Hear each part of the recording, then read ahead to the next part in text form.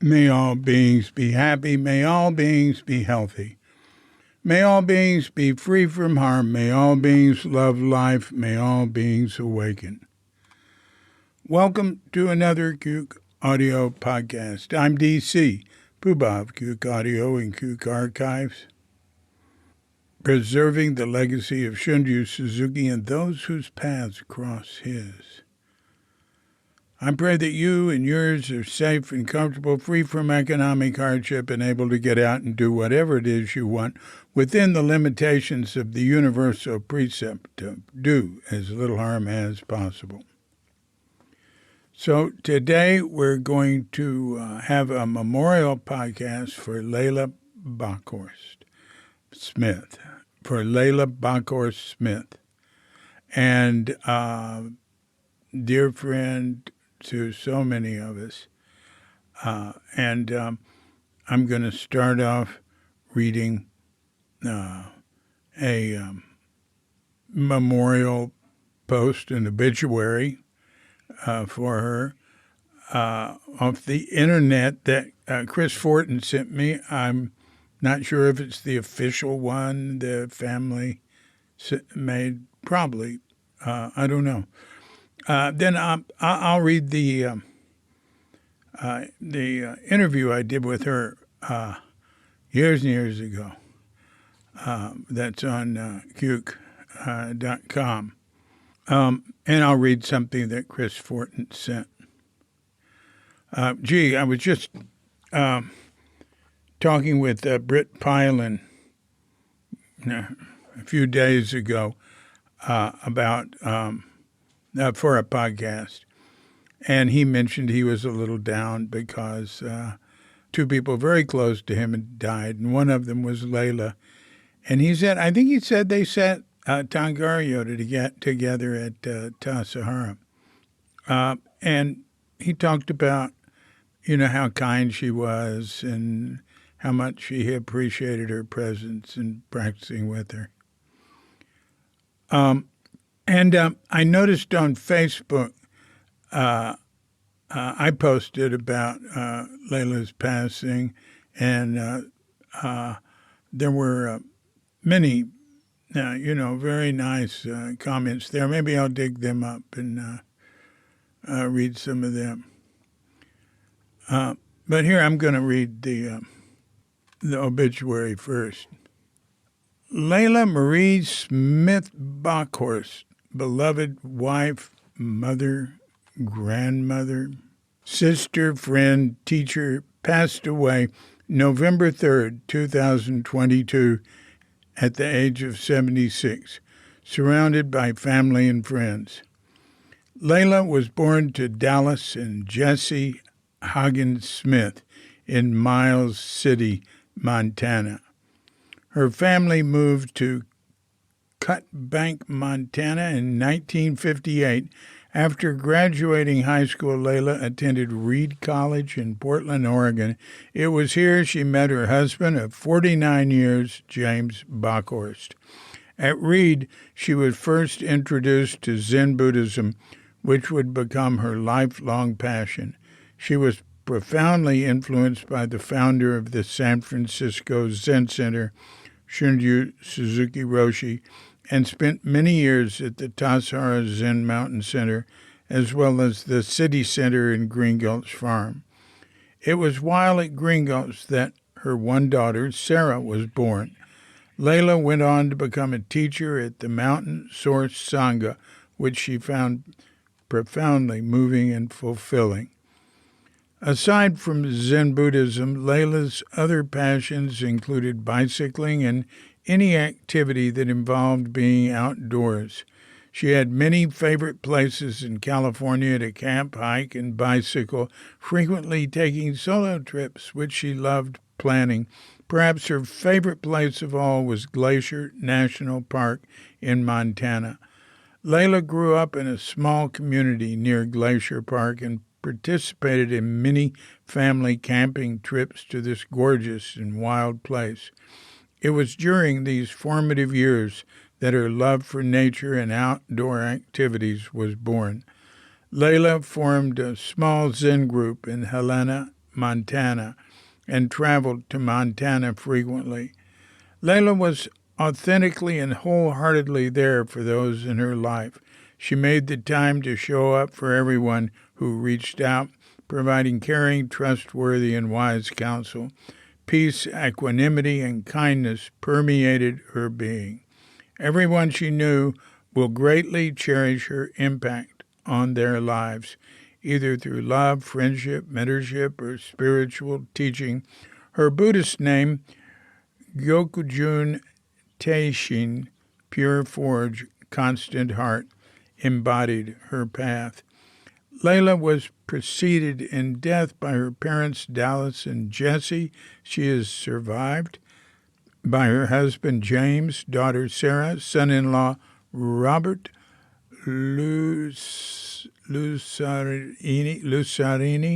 her beloved grandchildren Alexander Alex and Sophia Lusarini, her daughter Robin Armstrong, and her brothers Kim and Lauren Smith.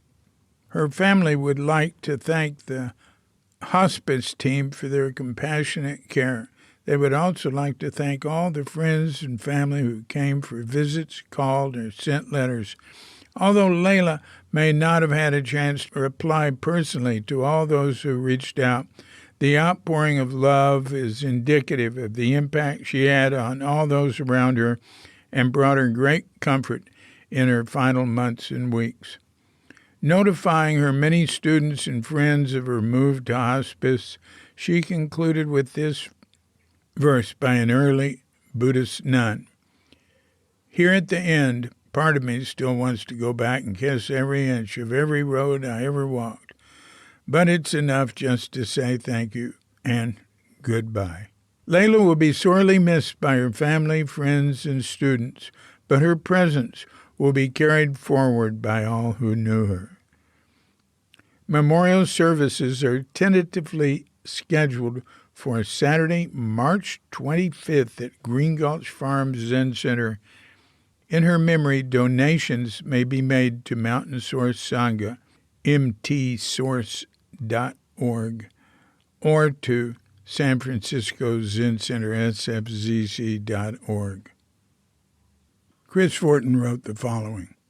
One of the things that stands out to me about Layla is that she had come to rest in the importance of the simple act of being with and caring for her Sangha. She simply and deeply wanted to devote her life and practice to Sangha in the Bay Area, Idaho, and Montana, and the practitioners who had come together to practice with her. The Sangha sat with her both in person and on Zoom as she was dying. The evening of Thursday, November 3rd, Denise, a senior practitioner in the Sangha, and I were sitting with Layla in the Bockhorst home, along with the Sangha who was on Zoom. Layla was breathing softly and evenly and peacefully just a few feet away. We chanted the Metta Sutra, which Layla loved, and a dedication of merit. As we closed, Denise turned the computer screen so the Sangha could see the soft and gentle candle-lit space where Layla was and encouraged people to silently send her love and whatever was in their heart. We closed the Zoom at 8, and Robin asked us to come over to Layla because something was changing in her breathing. We walked over just a few steps across the room. Layla took 2 deep breaths, and she was gone. Her time of death was a few minutes after 8. Effortless and simple. Layla fully let go and leapt free. We chanted and bathed her, dressed her in her robes and raksu with flowers everywhere around her body. The Bockhorst home was opened Friday and Saturday for visitation. She was carried up the stairs out of her home on Saturday evening with a group of us following close behind, chanting with whole hearts, joy and grief. Gate, gate, over and over. The cremation was November 15th, and Layla was attended with chanting and ritual by longtime Dharma friends and Mountain Source senior practitioners. Thank you, Chris. Layla was, I always loved Layla at Zen Center. The way she was described in that obituary is true. She was peaceful and soft-spoken. She was quiet. She was thoughtful. I don't know. I'm sure she raised her voice and got angry sometimes, but I never saw her do that. Now, she had a lot of secretarial experience, which benefited Cuke Archives greatly. She did a tremendous amount of transcribing for us, starting in the 1990s, helping me get my interviews transcribed. She and Elizabeth Twomey and I did the most work, but there were some other people who did. But Layla, the thing about Layla is she could type like 130 words a minute or something. She was so fast and she was so accurate, and she would put in occasional notes if she doubted something or had some suggestions. She was really good. Then, and that continued. And the last thing she did for Cuke Archives was just a few months before she died. She transcribed one of the Suzuki Roshi lectures that had been recently, or a couple of years ago, discovered at the Zen Center. Now, when I lived in San Rafael in the 2 years before coming to Bali, 2012 and 13, and we came here in December of 13. I sat in those 2 years with various groups in that area. There were about 5 of them or something, and Layla's was on some morning, like Monday morning or something over in Larkspur, just over the hill from where I was in Gerstle Park in San Rafael. So I'd go over the hill, the back road. I didn't have to go out to the freeway. And I loved sitting with her group. It was a small group. When I sat with all these groups, they all had a talk or something that went on for a while, after the sitting, like for an hour after it, or an hour and a half or 2 hours. And Layla's, there'd be a brief reading. She basically didn't give talks. She might say something, but she did a brief reading, something that would be 5-10 minutes, if that, 10 minutes. Well, and they were very nice. I posted a bunch of them on Cuke.com and told her, keep sending them. And I really liked going over there and sitting with her there and doing that. I like Larkspur, too. That was really nice.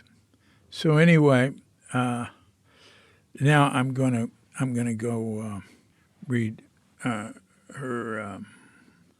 So here it is. Oh gosh, it's not dated. Shame, David. Interview with Layla Bockhorst Smith by DC. So I say, so do I need to ask you a question? And she says, well, maybe. I feel like, I don't have much. If it's especially about Suzuki Roshi, there wasn't much. I didn't have a lot of contact with him. Well, then what's your way-seeking mind story? Where does it start? Well, it starts probably when I was 3 years old. I was sitting on the clothes hamper in our laundry room, and I realized that was the first time I realized that people actually die, that there is an end to life. At 3? At 3, yeah, I think so, maybe 4. Well, I was pretty young, and I suddenly realized, something made me realize people die. that this doesn't go on forever. This is not unchanging, you know. And so I think that set in motion my way-seeking mind. And she laughs. But more specifically, you know, Zen. It was reading The Way of Zen by Alan Watts and trying to meditate and finding it extremely meaningful and important and impossible to do on my own. So another couple of years went by and I fussed around. And then at Reed College, there was Lenny Brackett, Richard Baker's brother-in-law, and he lives in the Sierras, the foothills. And I say Nevada City. And she says, and his good friend Sammy Schrager. So they had been down to Tassajara, I think, the first summer after it was bought, or maybe the second summer. And I say, Lenny was here the first summer. I was interviewing her at Tassajara because I say here. I remember him. He played guitar. He played really good guitar. And she says, so they came back and started sitting zazen. And so for the first time, there was actually a place to sit and meditate. That was the beginning. And then I came down here from Reed for a month in the summer. I lived in the lower barn with my roommate, who was Meg Goller. And I say, you said Lenny and Sam came down here? And she says, oh, yeah. And then they went back and started sitting zazen. She says, yeah, started sitting. They started an off-campus Zen house called Cosmos. And I go, right. And she says, one of the rooms was a zendo in the house. They gave people zazen instruction, and they sat. I don't remember how often they sat. Might have been every day, every morning that they sat. And out of that, a number of people became interested in practice. So the next summer, I came down here for a month, and I lived in the upper barn with Meg and Catherine Thanis. We all lived in the upper barn. And I say, and Marion was there. And she says, and Marion was there, yes, Marion Derby and Frances Thompson. Frances Thompson was the Tenzo. And I say, she's the only person from Zen Center who still relates to, who is allowed to relate to Marion Derby. And she says, is Marion alive? I say, yeah. She was up in Northern California.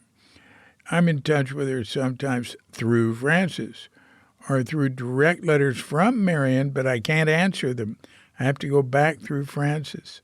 And she says, why does she not want to? Why is it private? And I say her husband doesn't want her to have relations. Any contact with people from Zen Center? Oh, he doesn't let her drive. Wow, she says, right? I just considered it another one of Marion's trips, I say. She's a pretty strong woman. I never can see her as a victim. Layla says, I hope so, yeah. And I say, so I remember you all there. I remember that group because I'd go visit Marion down there. And Layla says, yeah, Dan Welsh. Dan and Louise Welsh were there. Paul Rosenblum was the office person. So I was here a month. And I went back to Bush Street. It was 69, summer of 69. Rouvain was here, bunch of people. And I say, oh, yeah, a lot of people. Now in 69, I left in the middle of the gas season to study Japanese, so I might have missed you, I say. She says, yeah, I don't remember you, so I think maybe so. And I say, yeah, I was in Monterey studying Japanese. And she says, the last half. I was there, I think, the last month. And I think Suzuki Roshi was in the city the whole time. Maybe he came. No. He did give a lecture here. I remember going to one or two lectures of his here. And I say, so that was the first time you saw him? She says, I don't remember it very well. I don't remember completely. The first time I really remember seeing him was over winter interim, over Christmas. I came down to Page Street. Page Street had just been purchased. And I say, yeah. And she says, and there was a big party, and what's now the Buddha Hall, which was still a sitting room, a ladies' sitting room. And there was a fireplace, and there was a huge party, I think, to celebrate getting Page Street. People were just sitting on the floor because I guess we didn't have chairs. And I said, well, people moved in that building like mid-November. November the 19th comes to mind. You said around Christmas? She says, yeah, it was around Christmas. It was over Christmas vacation. And he was there. He was there at that party, and he was around the building. And I think that's when, no, that would have been later. So then I went, I went away back to Portland and earned the money to come down and do practice period, and came back in August of 1970 to the city, spent a month in the city, and that's when I actually had the most contact with him, because he was there and I was there, and I never, like I said, I never had doksan with him, but he was always around the building. I would see him. I was very shy. I was afraid to approach him, but he approached me once, as I said, when I was sitting in the front porch steps, the front steps at City Center. I was very poor, so I was making all my Christmas presents. So I was whittling a salad set, a spoon and a fork out of wood. And he was very interested in that, wanted to know what I was doing, how it was going, and came and sat down next to me, and he looked at it. And then there was the only other thing, and I think I told you about this before, was there was a black kid just boldly knocked on the front door and came marching in and wanted to know, what do you guys do here? What do you guys do here? And I say, there was a while there they didn't lock the front door.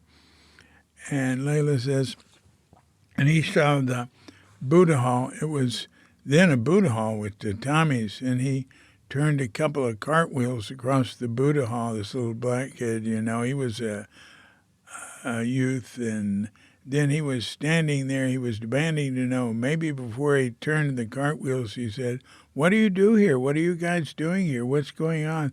And Suzuki Roshi was there and came over and bowed to him and said something like, we practice Zen here.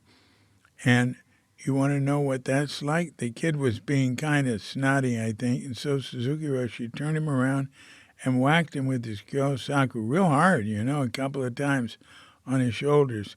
And he turned the kid around and bowed to him. And that, I think that's when the kid went and turned the cartwheels, you know.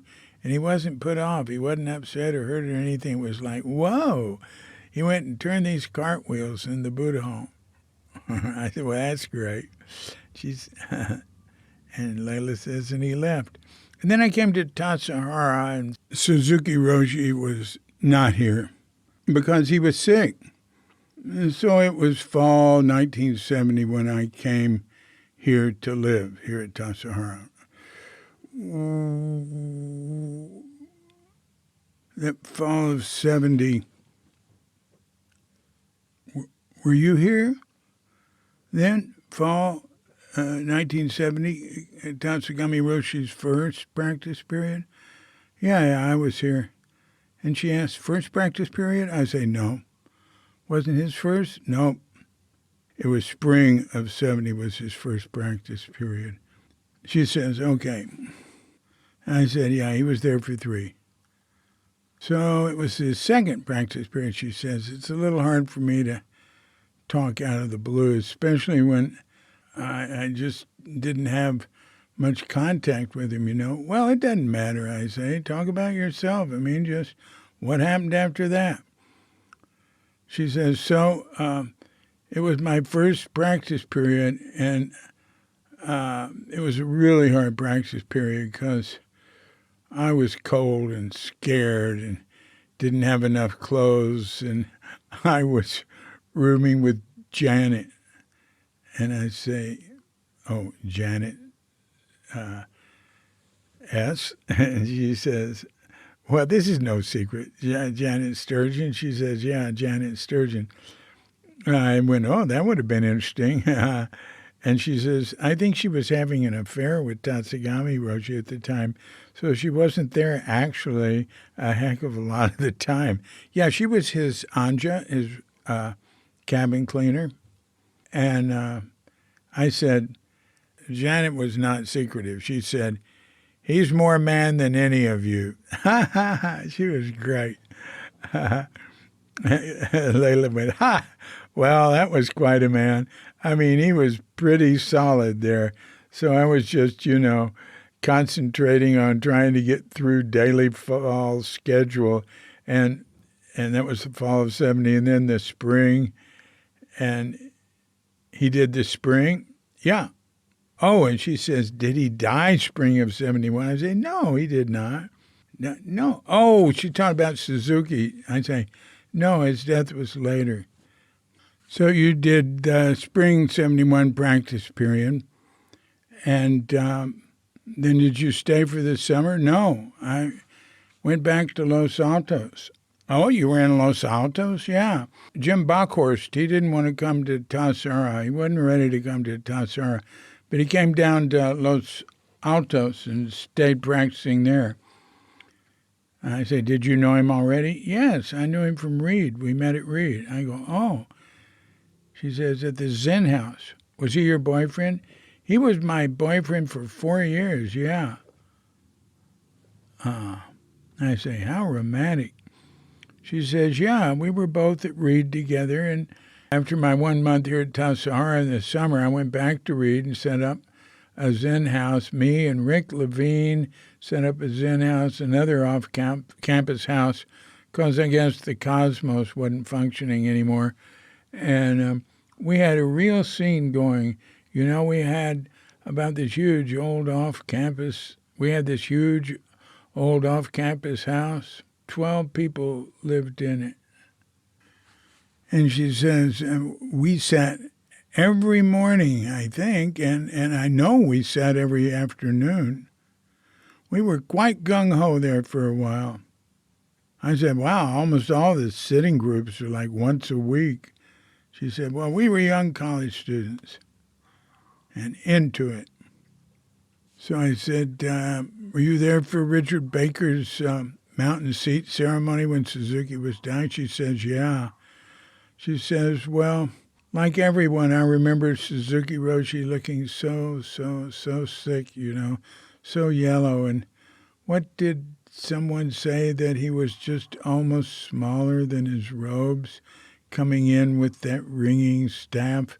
I remember him more than anything else. I remember him coming in with that ringing thing. And then I don't remember too much about the ceremony itself. And I say, okay, so what's happened since then? And she says,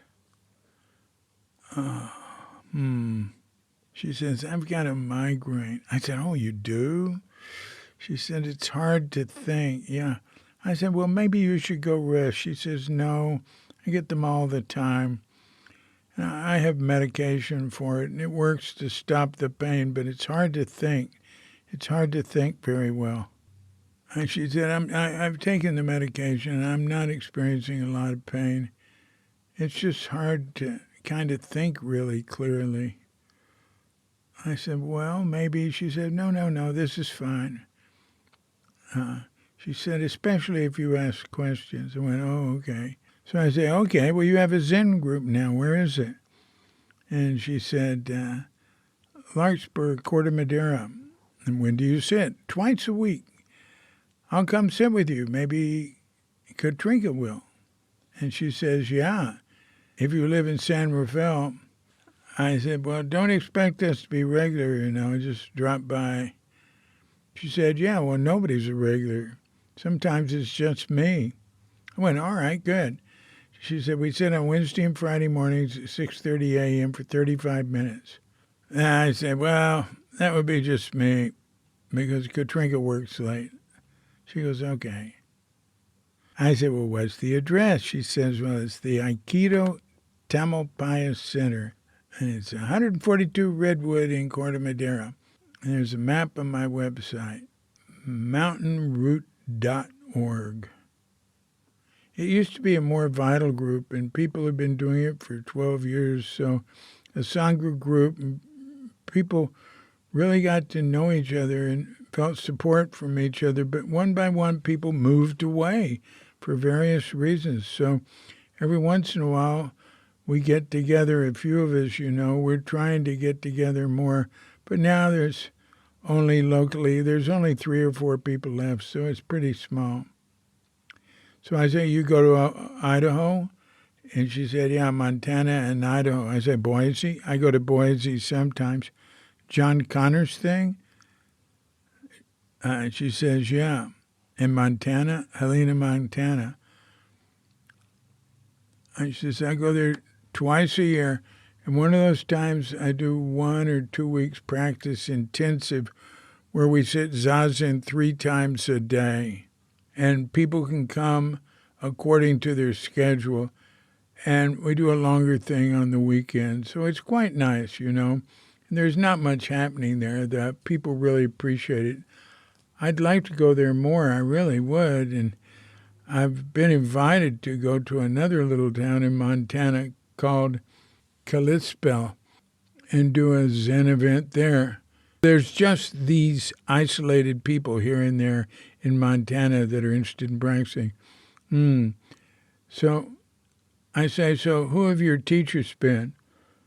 And she says, well, Suzuki Roshi's my root teacher, and then after that, pretty much everybody, you know, just the in general practice and the Sangha. I don't actually say that I have another specific teacher. I can't say right now. I have a teacher, Norman gave me transmission, but I don't feel particularly close to Norman. I love him. I love Mel.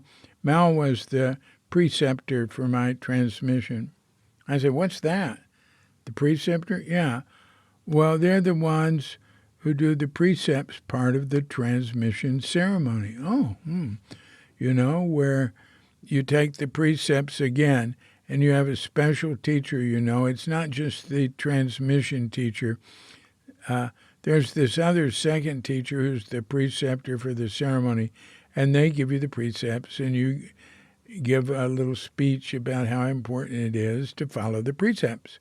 I go, well, all right. And she said, it just adds, you know, weight and gravity to it. I go, and I said, well, do you know that on Cuke.com I've been putting up examples of Suzuki Roshi's use of the word precept?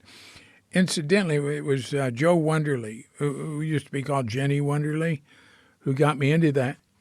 She wanted to know what he had to say about precepts. So I got every use of the word precept. You know, since I've done that, we've added so many lectures. I've got to go back and do it again. I've done that with other things, with the phrase most important. And that most important thing and most important point, you know, is like 160 examples of each one. All of them different.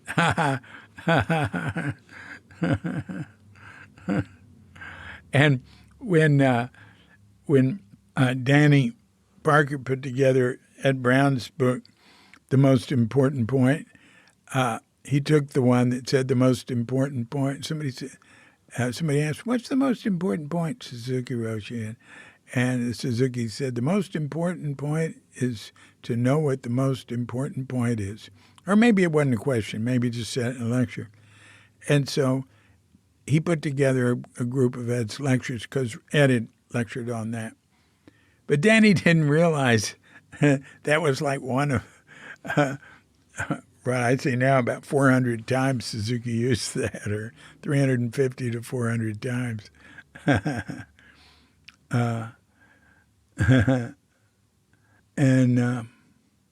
I say that. So Michael Katz's wife, Jenny Wonderly, asked me about precepts.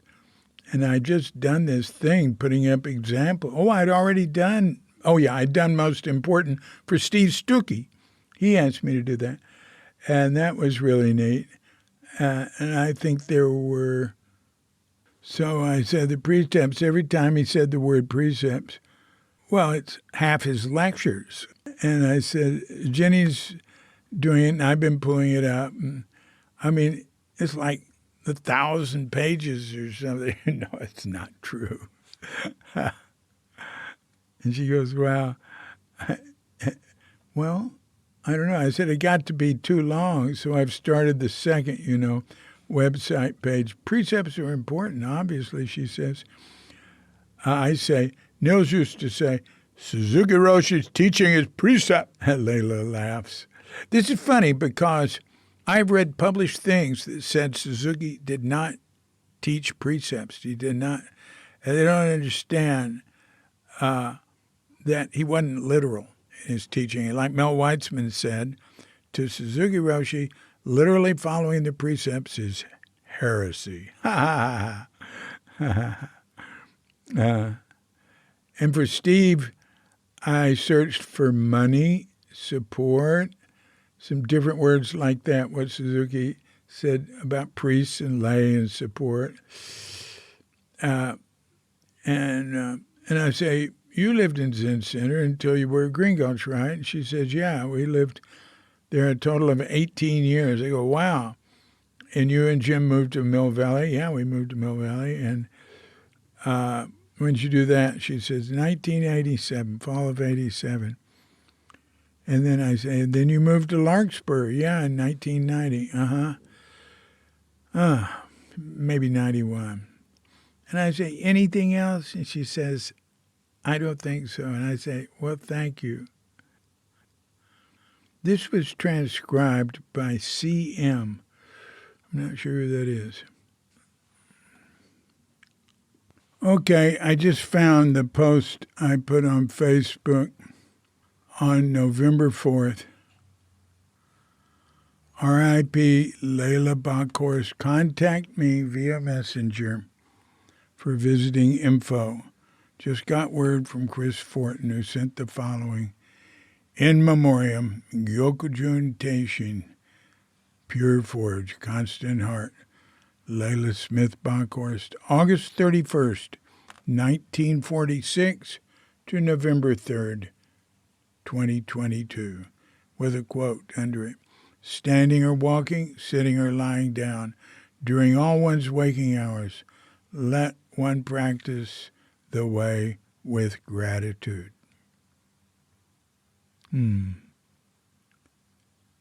So I'm going to read you now what came from that. There's a gasho from Weilin Chong, rest in peace. Giancarlo Shinkai Carboni. There's, about 10 gashos. David Silva's So Sad and Little Crying Face. Anela Lee Granlich Gate Prasam Gate Bodhisvaha. And Aloha Aloha Oe. Anna Wassermeyer, Gasho. Daniel Kaplan, I'm really sad to learn this. Layla was always incredibly encouraging and kind to me, even when I first came to Zen Center. Beverly Morris Armstrong, Layla, sending love to her Bardo journey. Linda Lupo Lane Wong, I will always remember her kind and gentle spirit. Sintra Komang sent a candle image with rest in peace. Tayo Lipscomb, I had no idea she was in poor health. So sad. A good friend the last years I was at Zen Center. She will be missed. Karen Dakotas, she visited us in Bozeman many times and even provided a practice. She reminded me of the many faces and facets of Buddha, and her practice was deep. I feel so sad somehow. Yet, go, Layla, go. You're doing it. And then another from Karen Dakotas. Bye, Layla. I loved working in the fields with you at Green Gulch in the 80s. And they appreciated all the help you gave to Montana practice. Thank you for your long life of practice and your sincere heart and your noble bearing. Gita Gayatri, Layla, you will be missed. I can never forget your helping hand in making my Shuso initiation. Your kindness and generosity lives on in our hearts. Rest in peace, dear blessed one. Joe Cohen, steady, soft-spoken, and kind, a gem among gems. Ted Howell, well, I had heard she was sick, and I'm very sad that she had to leave. It was quite a while since I had seen her last, and so I enjoyed it when I did. So very sorry to hear this. Bows. Chris Fortin. Layla's death was very peaceful and clear. Britton Pyland. Farewell, Layla. Rest in peace. You're always a good friend. Enjoyed your company. I will miss you. Penelope Post. This reminds me of the gratitude she shared with us. Hideko Oga. Oh, I remember her very well. Myo Dennis Leahy. She was my third Shuso at Tassajara. Jim Hare. Fondly remembered. I must have just missed her as Shuso. She remembered to rest in peace while she was alive. So, that's everything I could find that I had on Layla. But I can't express everything that I feel. So, farewell, Layla. Thank you, thank you. This has been a Cuke Audio podcast. I'm DC Puba of Cuke Audio and Cuke Archives, coming to you from Sleepy Sanur with Doga Bandita, Feline Cuchita, and actually, dear lovely Katrinka is in America right now, but she's here in my heart too. And we're all wishing you and yours and all of us a grand awakening.